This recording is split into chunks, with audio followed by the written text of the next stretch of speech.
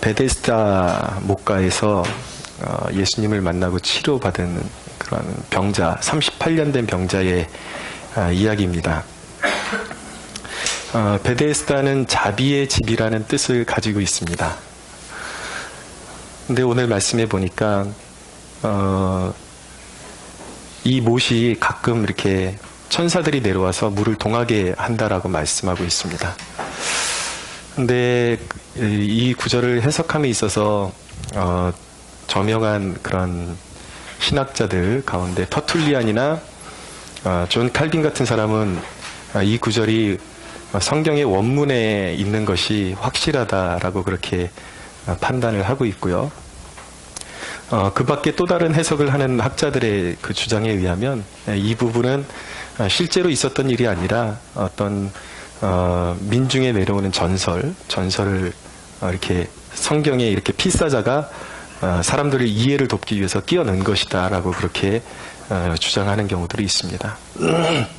근데 오늘 본문에 보면 많은 병자들이 그 베데스다의 목가가 이제 가끔 물이 동하고 천사가 내려온 징표가 나타나면 들어가서 몸이 낫게 되는 것을 이렇게 목도했던 사람들이 여럿이 있다라는 그 정황, 그리고 38년 된 이 병자가 사람들이 그렇게 들어가는 기회를 자꾸 놓쳐가지고 마음이 아프고 누군가가 자기를 그 연못에다 넣어주는 사람이 없어서 굉장히 이 속상해하는 이 정황을 볼 때에 단순히 필사자가 이해를 돕기 위해서 끼워넣은 항목이다라고 보기는 힘들지 않나, 저는 개인적으로 그렇게 생각을 하고 있습니다. 그래서 성경을 대하는 가장 좋은 태도는 저는 우리가 가지고 있는 성경을 그대로 수용하는 것이 좋다라고 생각을 합니다.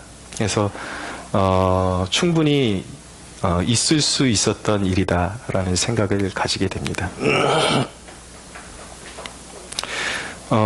근데 여기서 중요한 것은 무엇이냐면 예수님을 만나지 않고도 사람들이 어떤 이 물이 동할 때에 들어가면 치유를 경험할 수도 있었다라는 이 대목이 우리 신앙에 굉장히 중요한 그런 정보를 제공합니다.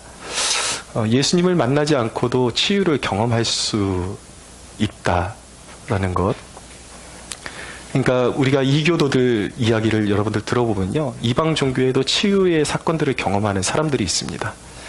자기네들 방식으로 기도하고 어떤 주술적인 행위를 통해 가지고 이제 치유를 경험하는 것이죠.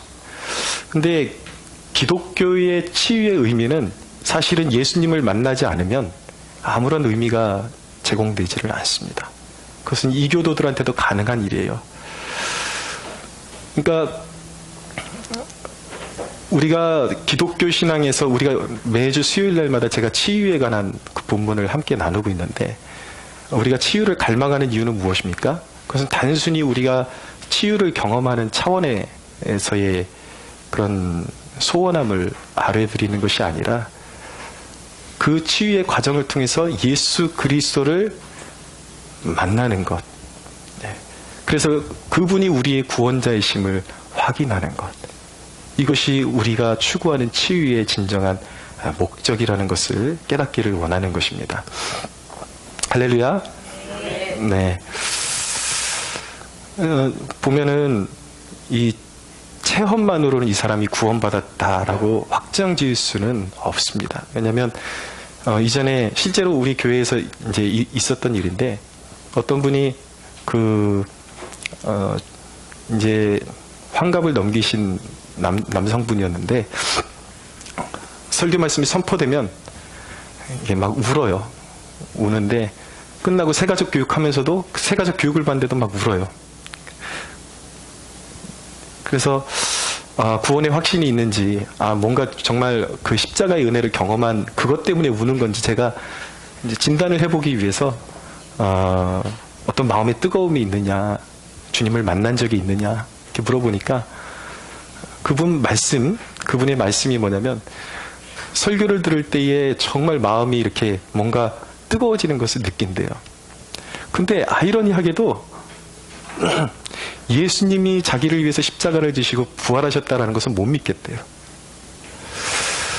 이런 케이스가 있다라는 것이죠. 아무리 뜨거운 체험을 하고 뭔가 마음에 동요가 있고 어떤 역사를 경험한 것 같다 할지라도 그것이 예수님과 연결되지 않고 예수님을 만나는 사건으로 이어지지 않으면 구원과는 전혀 관계없다라는 것을 우리가 깨달아야 되는 것입니다. 그러니까 우리의 치유의 목적, 우리가 여기서 찬양하고 기도하는 목적은 단순히 우리의 마음을 뜨겁게 하기 위한 것만을 위한 것이 아니라 살아계신 주님의 임재를 느끼고 그분의 십자가와 부활의 은혜를 우리가 확신하기 위해서 그런 일들을 하고 있는 것이다라는 것. 예. 여러분들 오늘 이 시간에 이곳에 임재하신 주님으로 말미암아 우리의 주권자가 되시며 구원의 유일한 길이 되시는 예수님을 인격적으로 만나는 축복이 있게 되기를 원합니다. 이 치유기사에는 특별한 점이 몇 가지가 있습니다. 첫째는 무엇이냐면 예수님이 일방적으로 찾아오셨다라는 거예요. 이 병자에게. 우리가 보통 이제 믿음을 요구를 많이 하는데 이 사건에는 굉장히 특이한 점이 있습니다. 뭐냐면 이 38년 동안 병들어서 다니지 못했던, 활동을 하지 못했던 이 병자에게 이 병자가 먼저 예수님을 알고 추구했던 것이 아니에요. 예수님이 먼저 찾아오셨습니다. 많은 병자들 가운데 이 사람이 택함을 받았습니다. 우리가 내적 소명이라는 이야기를 하는데 많은 사람들에게 복음이 증거되어집니다. 근데 그 사람들에게는 예수님의 부르심이 느껴지지를 않아요. 그냥 우리가 전도를 일반적으로 하는데 그래서 일반적으로 전도에서 예수의 이름이 증거되는 것을 외적 소명이라고 합니다. 하나님이 부르신단 말이에요. 하나님이 누구나 구원받기를 원하시는 것이 하나님의 마음이에요. 근데 구원의 신비는 무엇이냐면 그 중에서도 정말 주님의 부르심을 느끼는 사람들이 있다라는 것이죠. 아, 왠지 모르게 주님이 살아계신 것 같고 나를 부르시는 것 같다. 이걸 내적 소명이라고 하는 것입니다. 심령에서 변화가 일어나는 것이죠. 이 주님의, 내 내면에서 주님의 부르심을 느낄 수 있는 사람은 복이 있습니다. 구원이 그에게 이제 이르기 시작한 것입니다.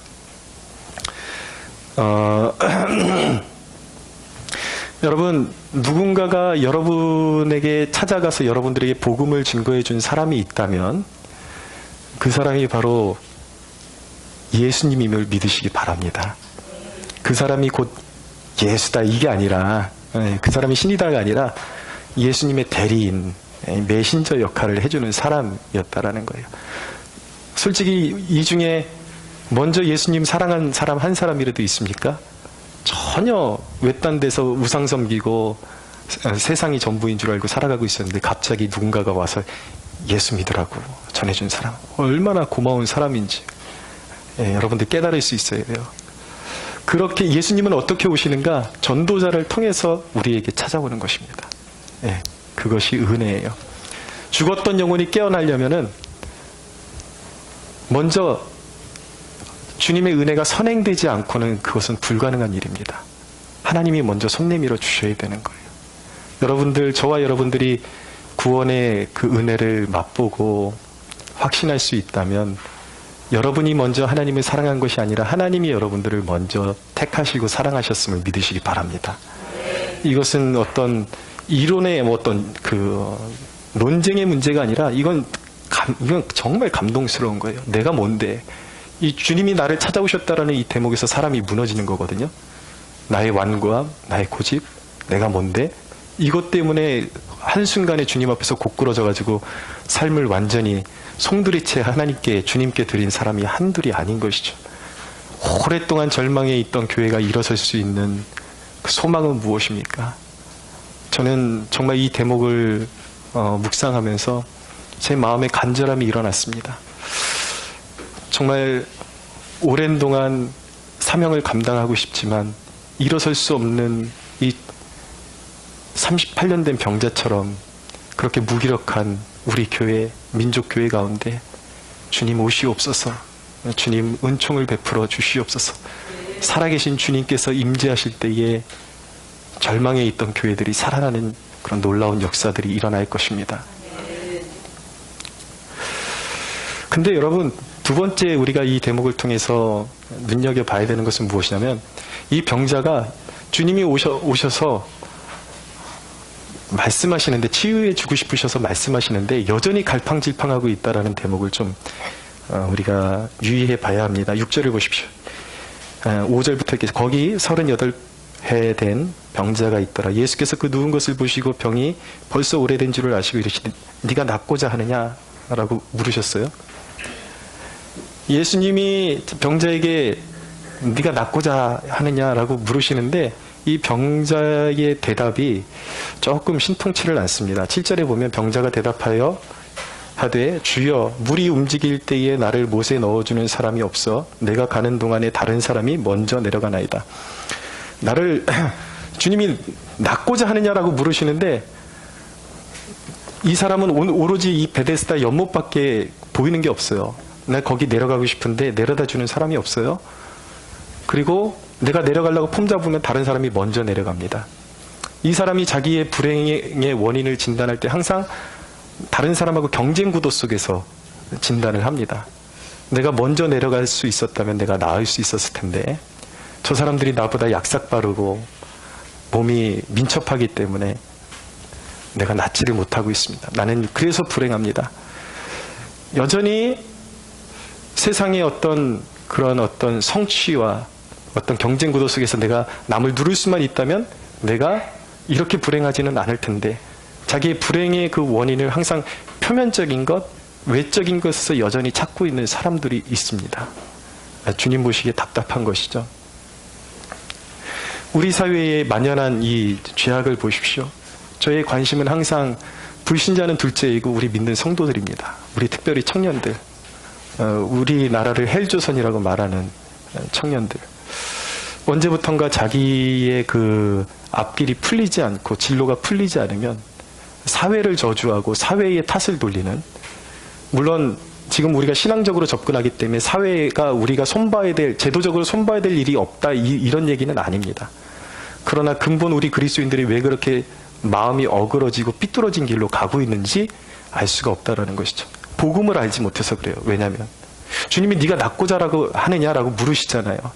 인생의 그 궁극적인 문제의 원인이 어디 있는가? 주님과 대면하지 않았기 때문에 생긴 문제라고 주님은 지금 이 질문을 통해서 말씀하고 계신데, 항상 우리들은 이야기할 때에 그것은 제껴버리고 정답만 빼놓고 다른 헛된 짓 다 해봐요.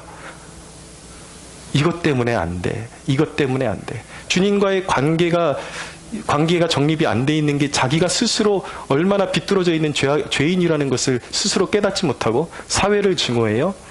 다른 사람을 증오해요. 그나마 공평하게라도 증오하면 괜찮은데 인간은 역시 죄인이라 누가 지은 죄는 죽일 죄고 돌로 쳐 죽일 죄인이고 죄고, 누가 지은 죄는 그건 괜찮은 죄고, 공평함이 없어요. 인간의 마음이 정함이 없어요. 이것이 그리스도인들의 마음이라는 것이 문제가 있는 것이죠. 오늘 주님께서 말씀하시는 건 뭐예요? 그 문제가 아니라는 것이죠. 내 음성이 들리냐라는 거예요. 네가 낫고자 하느냐, 자꾸 딴소리 하느냐 라는 것이죠. 여러분, 구원의 문제를 잠깐 접근해 보면 구원의 확신을 왜 외적인 것을 통해서, 주님 외에 다른 것을 통해서 구원의 확신을 가지려고 하는지 알 수가 없는 것입니다. 우리 주변에 보면은 구원의 확신을 전혀 갖지 못하는 교인들이 있습니다. 그런 성도들이 있습니다. 이유를 물어보면 그래요. 자기가 생각하는 어떤 그런 그리스도인이라면 이 정도는 살아내야 된다는 기준이 있는데, 그 기준에 자기가 닿지를 못하니까 나는 구원의 확신 같은 건 가질 수 없다. 그리고 끊임없이 헛된 야망을 꿈꿉니다. 내가 이 수준에 이를 거야? 그때는 주님께로 돌아갈 거야? 그때는 구원의 확신을 가질 거야? 그렇게 이야기하지만 사실은 인간은 그 기준에 절대로 이룰 수가 없습니다. 인간은 본디 부패한 죄인이기 때문이에요. 직접적인 방법이 있는데 왜 꼭 방법이 아닌 것, 내 스스로가 구원에 합당한 존재가 된다 그러면 둘 중에 하나입니다. 하나님 앞에서 뻥치고 있거나 아니면 스스로를 속이고 있는 것이죠. 할 수 없어요. 그게 인간이에요. 제가 청년 시절에 그 회심을 이제 경험하는 시즌이 되니까 너무 두려웠던 게, 제가 이제 다리를 수술하게 되면서 문제는 육체의 문제인데 하나님께서 그 육체의 문제를 통해서 제 영적인 문제를 다스려 주셨어요. 무엇이냐면 어느 날 지옥을 생각하니까 너무 두려운 거예요. 너무 두려운데 내가 그 천국문으로 들어갈 수 있는 길이 보이지를 않는 것이죠. 그것이 너무 두려웠어요. 너무 두려웠어요. 믿고 싶어도 잘 믿을 수 없는 그런 어떤 딜레마에 빠져서 나 지금 죽으면 당장 지옥에 갈 수밖에 없는데 라는 그 두려움에 빠지게 됐죠. 그 순간을 통해서 하나님이 제게 보여주신 것은 무엇이냐면 인간의 어떤 노력으로도 지옥의 형벌을 면할 수 없고 천국에 들어갈 수 없다라는 것을 보여주셨어요. 그러면서 비로소 하나님이 저에게 깨닫게 해주신 것이 무엇이냐면 오직 그리스도의 대속의 은혜를 그냥 받는 것만이 천국에 들어갈 수 있는 유일한 길이라는 것을 저에게 보여주셨습니다. 할렐루야. 그 길 외에는 길이 없어요. 다른 데서 방황하지 마세요. 가장 확실한 길로 예수님께로 다이렉트로 가야죠. 예수님이 우리의 의가 되시는 것입니다. 그것 외에는 길이 없는 것입니다. 나라가 지금 미쳐 돌아가고 있습니다. 여러분, 여러분들도 다 아시겠지만 MBC, KBS 해서 김정은에 대한 호감도 김정은을 신뢰하느냐라는 질문에 대해서 77%의 응답자가 신뢰한다. 그리고 어떤 경우에는 80%가 넘는 응답자가 신뢰한다. 저는 그 여론조사 자체를 믿지 않습니다. 왜냐하면 이 나라는 이미 미쳐 돌아가고 있기 때문에, 정직을 상실했기 때문에, 애초에 이 나라가 이 지금 지경으로 오기까지 거짓이 그 디딤돌이 됐기 때문에 하나하나 믿을 수가 없어요. 그럼에도 불구하고 이 세대에 만연한 그런 영적인 안일함을 보게 되는 것이죠. 예, 이게 진짜 평화 통일의 길인지 아니면 정말 극악한 독재자가 다시 한번 우리나라를 빌미로 해서 자기의 입속을 채우고 자기의 목적을 실행하려고 그러는 거짓과 기만인지 그동안의 역사가 충분히 보여줬거든요. 예, 그리고 김정은은 자신이 저지른 잘못들에 대해서 한 번도 자신이 잘못했다라고 그렇게 인정한 적이 없습니다. 오늘날 작은 그 죄악에도 돌을 던지고 사람 목숨을 파리 목숨처럼 생각하는 우리 민족이 수많은 2,500만 동포를 볼모로 잡고 있고 굶겨 죽이고 있고, 오늘도 수많은 꽃제비들과 수많은 탈북자들이 사선을 걸고 국경을 넘나들면서 잡혀 죽고 굶어 죽고 추워 죽고, 이런 상황 가운데서 이런데 고모부를 고사포로 쏴 죽이고 이복형을 독극물로 살해하고, 이 사람에 대해서는 최근에 가장 유명한 목사 중에 하나가 그런 말을 했더라고요. 국제적인 정치인이 나타났다. 해외 언론이 김정은을 그렇게 이제 평을 했는데 자기는 그 표현이 기가 막히다라는 거예요. 이거는 제정신이라고 말할 수가 없죠. 돌아버린 인간이 아니고서는 결코 그렇게 표현을 할 수가 없다라고 저는 믿습니다. 여러분, 나라가 이렇게 돌아가는 걸 보니까 어때요? 사람들의 반응은 극으로 갈라집니다. 어떻게 갈라지냐면 한 부류는 같이 막 미쳐가는 거예요. 뭐냐면 이 나라 미쳤다 하다 보니까 같이 미쳐가는 거예요. 그러니까 이제 그 SNS를 보면은 이 분노와 혈기를 감추지 못하고 다 욕으로 풀어내시는 분들이 있어요. 그런 부류가 있고, 또 한 부류는 어떤 부류냐면은 이제 나라의 소망이 보이지를 않으니까 아예 자포자기 해버리고 아예 외면하려고 그러고, 이 상황을 외면하려고 그러는 그런 부류의 사람들이 있습니다. 근데 어느 것이 정말 옳은 길로 가는 것이냐? 나라가 위태로운데 여러분 이 고양이가 위기에 빠졌을 때 하는 행동을 보셨습니까? 저 예전에 좀 우스꽝스러운 그 장면을 목격하게 되었는데, 제가 살고 있던 집에 형수님이 이제 형님 가족이 같이 와가지고 형수님이 같이 있었어요. 근데 형수님이 같은 방에 있었는데 갑자기 그 문에 환기를 시켜 놓는다고 그 현관문을 열어놨더니 야생 고양이가 이렇게 들어와가지고 방 안으로 들어온 거예요. 근데 우리 형수님이 깜짝 놀라가지고 방문을 닫고 도망친다 그랬는데 그 사이로 같이 들어가 버렸어요. 형수님하고 고양이하고. 그래서 뭐 하고 있나 제가 문을 열어보니까 고양이랑 같이 구석에서 이러고 숨어 있더라고요. 고양이도 무서워서 그러고 있고 인간도 그러고 있고, 그것을 보면서 뭐 사람도 별반 다르지 않은 것 같고 동물이 무서우면 저러고 있구나. 이게 문제가 해결된 게 아닌데 머리만 구석에다 모서리에다 박고 있으면 그것이 해결된 것처럼 믿고 있다라는 것이죠. 나라가 이렇게 극단적으로 돌아가고 있는데 우리 그리스도인들이 그것을 회피하려고 하면 안 됩니다. 정확하게 그것을 성경의 말씀을 가지고 기준으로 판단하고 분별할 수 있는 시야를 갖고 있어야 돼요. 예, 같이 망가져서도 안 되지만 이 사건을 하나하나 쫓아가야지 놓치면 안 되는 것입니다. 그러나 그 사건을 해석하고 실마리를 풀어갈 때의 인간적인 방법으로 풀어가는 것이 아니라 진정으로 우리의 구원자 되시는 예수 그리스도께 그 삶의 문제를 가지고 나아가야 되는 것입니다. 여러분, 나라가 그렇게 망조가 들려가고 지금 이 그림 그대로 가게 되면은 가장 유력한 그림은 지금 평화협정이 맺어지고 종전협정이 맺어지게 되면 가장 유력한 그림이 당연히 수순이 미군이 철수하게 되는 것이죠. 그러면 가장 유력한 그림이 두 가지 그림 중에 하나가 나오는 것입니다. 무엇이냐면 이 나라의 정부에도 주사파 세력이 정권을 잡고 다 사회주의자들이죠. 근데 이들은 자기들의 대의를 이루기 위해서는 하나가 됩니다. 일단 혁명을 이루기 위해서는. 근데 최종적인 혁명을 완수하기 위해서는 이들이 하나가 될 수가 없어요. 똑같은 사회주의자인데도 거기서도 이제 누가 오리지널이냐 이것을 이제 따지는 거예요. 이미 이게 역사가 돌고 도는 것이거든요. 1930년대 40년대에 박헌영이 남한 노동당이었고 김일성이 북한 노동당 수장이었잖아요.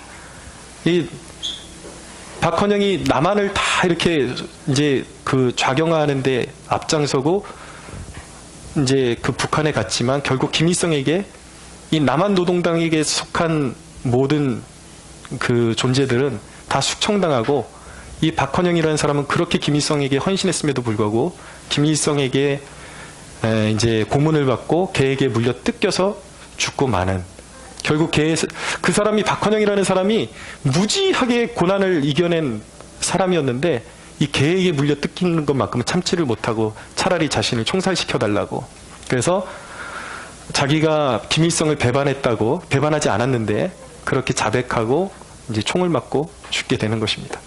이것처럼 이제 주체 사상 파끼들이 만나게 되면 어떤 사건, 이제 어떤 일이 벌어지냐면 그 안에서도 혈족 싸움이 벌어지는 거예요. 누가 이제 오리지널이냐. 그렇게 되면은 만약에 그렇게 나라가 세워지면은 그 틈을 타서 이제 미군이 철수해버리면 북한이 우리나라를 다 점령하기 위해서 전쟁을 무력으로 도발할 수 있는 가능성도 커지죠. 그런 그림이 하나가 있고, 또 하나는 말 그대로 사이좋게 연방제를 이루는데 거기서 대표 수장을 뽑는데 이제 북한에는 일당 독재니까 거기서 몰표를 얻어가지고 최초로 북한 출신 대통령이 이 나라의 대통령이 될 수도 있는 그런 그림이 될 수도 있는 것이죠. 근데 조금이라도 희망의 빛이 있다면 그런 이제 추세를 좀 읽고 있는 분이 있습니다.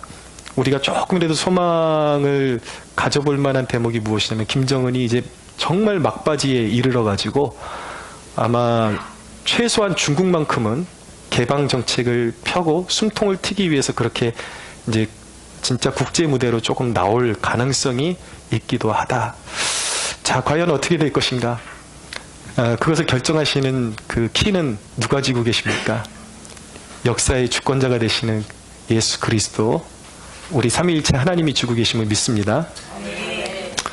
저는 그렇지만 이 나라에 소망이 있다라는 것, 소망을 버릴 수 없는 이유가 무엇이냐면 이제 마지막 세대의 열방을 얻기 위해서 세상을 향해서 마귀와 대적자들을 향해서 선전포고를 하고 세계 열방을 주께로 이끌어갈 수 있는 민족을 주님이 찾으시는데, 교회를 찾으시는데 저는 이 민족교회, 이 대한민국 교회 이 상태로는 하나님께 쓰임받기에 적합치 않다라고 생각을 합니다. 하나님께 쓰임받을 수 있는 교회는 누구입니까? 저는 저 북한의 정말 혹독한 연단 가운데서 성령으로 정금과 같이 빚어진 저 북한교회 교인들과 또 이 대한민국에 있지만 끝까지 하나님을 신뢰하고 부흥을 갈망하고 영적인 순결함을 잃지 않았던 남한교회, 이 남북한 교회가 어느 순간 하나님의 능력으로 하나 될 때에 열방으로 나아가는 이방의 빛이 되는 역사가 일어날 것이라고 저는 소원하고 믿습니다. 그렇기 때문에 하나님이 이 민족을 결코 버리지 않으실 것이다 라는 소망과 기대감을 가지고 오늘도 기도의 줄을 놓지 않는 것입니다. 여러분, 우리들이 거짓된 베데스다, 그러니까 인간이 바라보는 베데스다, 인간이 추구하는 베데스다, 자비의 집, 진정한 자비의 집은 무엇입니까? 그것은 천사가 오면은 물이 동한다고 소문난 그곳이 진정한 자비의 집이 아니라 우리 주 예수 그리스도만이 진정한 자비의 주임을 믿으시기 바랍니다. 여러분, 나누고 싶은 말씀이 한 2대목이 더 있는데 그걸 나누면 한 15분 이상이 훅 갈 것 같은데, 저는 오늘 아까 찬양하고 기도하는데 오늘은 왠지 말씀도 좋지만 참 기도하고 찬양하는 그 순간이 너무 뜨겁고, 오늘은 그것을 통해서 하나님이 부어주시는 은혜가 남다르다라는 것을 느끼게 되었습니다. 사랑하는 여러분, 그냥 여기서 말씀을 정리하는 쪽으로 가겠습니다. 저는 우리 캠퍼스 성막교회를 아둘람 공동체 같은 곳이다 라고 말씀드리고 싶습니다. 아둘람 공동체가 어떤 곳입니까? 다윗이 사울에게 쫓김을 받을 때에 마음이 상한 자들, 마음에 그런 어떤 쫓기는 자들, 그런 자들이 다윗 주위로 모인 공동체가 아둘람 공동체였습니다. 이름도 없고 빛도 없이 다윗을 선택했기 때문에 사울에게 핍박받으면서 도망다녔지만 결국은 하나님이 다윗 왕국을 세우실 때에 모두가 그 왕국의 귀한 재상으로, 일꾼으로 그렇게 쓰임받게 되는 것이죠. 아둘람 공동체의 진정한 주인은 예수 그리스도이십니다. 할렐루야. 우리의 진정한 다윗. 이곳에 마음 상한 자들이 모였습니다. 여러분, 중요한 것은 무엇이냐면 왜 우리에게 치유가 필요하냐, 이것을 말씀드리고 싶어요. 왜 치유가 필요하냐, 왜 여러분들 지금 이 순간에 치유를 갈망하셔야 되는가. 오해하시면 안 돼요. 지금 여기서 치유가 일어난다 그래서 여러분들의 지금 삶의 역경이 사라지고 제거되는 것이 아닙니다. 오히려 우리가 알아야 되는 것은 무엇이냐면 왜 치유받아야 되는가? 우리가 당면한 영적 싸움과 역경들을 넉넉하게 이겨내기 위해서 우리의 심령과 우리의 어그러진 힘없는 다리에 힘을 얻고 치유를 받아야 하는 것입니다. 할렐루야. 시편을 읽어보십시오. 이 시편에 있는 대목 좀 읽어드릴게요. 다윗이 그렇게 그 치유를 갈망하고 날마다 치유를 경험했기 때문에 결국은 모진 15년 이상의 연단을 완주하고 하나님의 기름 부음을 받아서 다윗 왕국을 세울 수가 있었죠. 우리가 이 험난한 영적 싸움 가운데 지치고 쓰러지지 않으려면 오늘 우리의 심령이 회복되는 치유의 기름 부음을 받아야 하는 것입니다. 시편 38편 11절 이하에 보면 내가 사랑하는 자와 내 친구들이 내 상처를 멀리하고 내 친척들도 멀리 섰나이다. 내 생명을 찾는 자가 올무를 놓고 나를 헤아려 하는 자가 괴악한 일을 말하여 종일토록 음모를 꾸미오나 나는 못 듣는 자같이 듣지 아니하고 말 못하는 자같이 입을 열지 아니하오니 나는 듣지 못하는 자 같아서 내 입에는 반박할 말이 없나이다 라고 말합니다. 늘 다윗의 그 주위에는 이간하고 모함하고 상처 주는 사람들 뿐이었어요. 그렇게 혹독한 그 마음의 상처를 가지고 있으면요, 연단을 통과할 수가 없습니다. 다윗이 그 모진 연단을 통과하고 하나님의 부르심을 성취할 수 있었던 이유는 무엇이냐면 그 마음의 상처와 응어리가 쌓일 때마다 주님의 존전 앞에 나와 그 임재를 구하고 마음에 씻음을 받았기 때문에, 치유를 경험했기 때문에 달려갈 수 있는 힘을 얻었다라는 것이죠.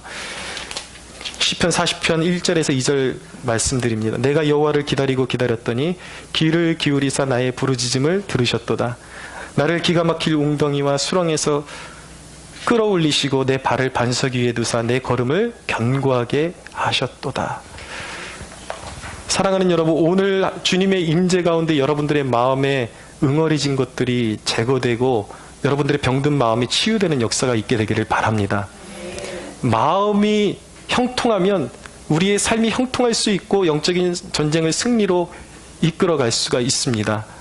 얼마 전에 이제 도로를 가는데 차가 엄청 밀리는 거예요. 2차선이었는데. 근데 가다 보니까 너무 밀려가지고 이거 어떻게 하나 그랬는데 원인이 하나였어요. 뭐냐면 차선 하나를 고장난 차가 다 막고 있던 것도 아니고 차선 한쪽에 반만을 이렇게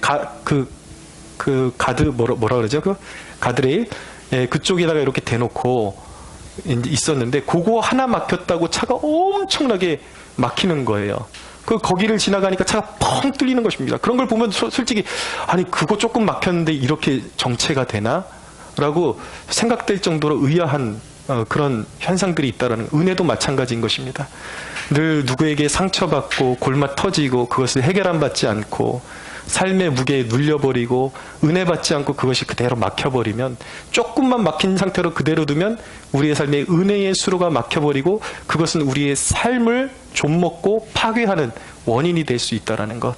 사랑하는 여러분, 오늘 찬양하고 기도할 때 이 마지막 이 끝자락에서 지금 이 순간까지도 경험하지 못했던 놀라운 치유의 기름 부음을 경험하고 여러분들의 인생의 모든 무거운 짐이 사라지는, 그리고 다시 도전하는 세상을 향해서 뒤로 숨지 않고 맞서고 달려갈 수 있는 저와 여러분들이 되기를 예수 그리스도의 이름으로 축원합니다. 하나님께 영광의 박수 올려드리겠습니다.